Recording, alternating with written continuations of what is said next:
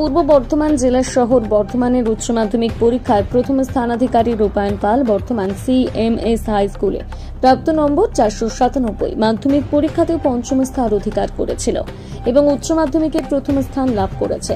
দুপুর থেকেই বাড়িতে সাধারণ মানুষের ভিড় রূপায়ণকে দেখতে। ফুলের তোড়া কেউ বা মিষ্টি নিয়ে এসেছে দেখা করতে। বাংলার মধ্যে শহরে বর্তমানের ছেলের মুখ উজ্জ্বল করল উচ্চ মাধ্যমিকে প্রথম স্থান পেয়ে। পেশায় তার মা বাবা শিক্ষক শিক্ষিকা।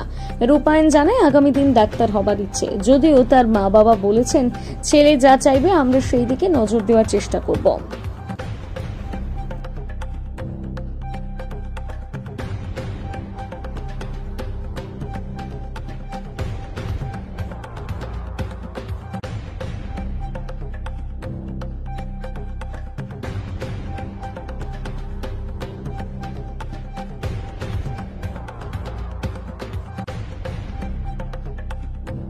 শুধুমাত্র পড়াশোনার প্রতি কি ডেডিকেশন, তার একটা আমি এক্সাম্পল আপনাদের সামনে তুলে দিই। দাদা বোধ হয় ওদেরকে নিয়ে মাধ্যমিকের পর 11-এ পড়ছে যখন, তখন কাশ্মীর বেড়াতে যাচ্ছিলেন।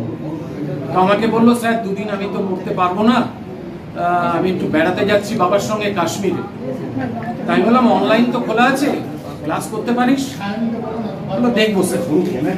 তো বিশ্বাস করুন, অনলাইনে ও দেখছি জয়েনিং এর জন্য আবেদন করেছিস, মনে পড়ছে তো সেদিন? আমি ওকে যখন অ্যাকসেপ্ট করলাম তখন দেখছি 3 টায়ার এসি ওপরের টায়ার, আপার টায়ার যেটা, সেইখানে বসে ওই রকম ক্যাওস, তার মধ্যে থেকে ও ক্লাস করছে।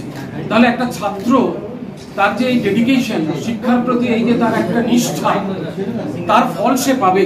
আর এমন একটা পরিবার, যে পরিবার শিক্ষক সমাজের পরিবার, বাবা মা দুজনেই খুব সুদক্ষ শিক্ষক, যার ছোটবেলাটা তৈরি হয়েছে এইভাবে, এবং ওর বড় হওয়াটা এবং ওর অ্যাটিটিউড, ওর প্রত্যেকের প্রতি তার যে ভালোবাসা এবং সম্মান প্রদান, আমি আমার এই জীবনে এই ধরনের ছাত্র, অন্যের প্রতি যে সম্মান দেওয়া, সেটা আমি পাইনি।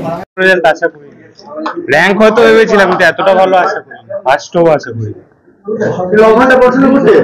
12-13 ঘন্টা পড়তাম। পড়াশোনার সাথে সাথে আর কি ভালো লাগে তোমার? মানে এছাড়া তো আমার গল্পের বই পড়তেও ভালো লাগে। আর খেলাধুলা? খেলাধুলা এখন অতটা করতে পারি না, তবে ক্রিকেট খেলতে একটা সময় খুবই ভালো লাগতো। মাধ্যমিকে 5th হয়েছিলাম। কত নাম্বার পেয়েছিলে তখন? এখন কত? তখন 688 ছিল। এখন কত পেয়েছো? 497। কি বলবো এর পেছনে কার অবদান রয়েছে বা কিভাবে? আসলে বাবা মা তো সবসময় সাহায্য করেছেন, আর তাছাড়া যারা আমাদের মানে স্কুলের টিচার ছিলেন বা টিউশনের টিচার ছিলেন, তারা সবসময় পাশে ছিলেন। ওই মাঝে মাঝে গল্পের বই পড়তে বা খেলা দেখতে ভালো লাগে। কোন গল্প? আমার মেনলি গোয়েন্দা বা অ্যাডভেঞ্চার টাইপের গল্পগুলো বেশি পছন্দ। মানে কিছু মানে উত্তেজনা বা মানে কিছু একটা খুঁজে বার করার একটা আনন্দ, সেটা ভালো লাগে। ঘুরে দাঁড়ানোর কিছু নেই, আমি এমনি নর্মাল যেমন প্রিপারেশন তেমনই নিয়েছি, হয়ে গেছে। ফার্স্ট আশা করিনি, র‍্যাঙ্ক হবে এটা আশা করেছিলাম, ফার্স্ট আশা করিনি।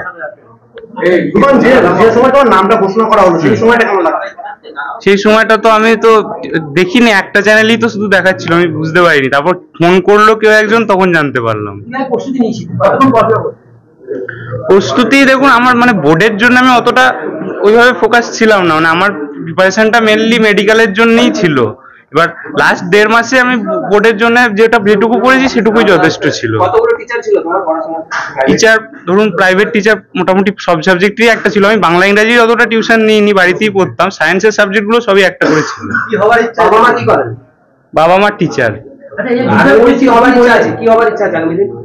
ডাক্তার হওয়ার ইচ্ছা আছে। পাকিস্তান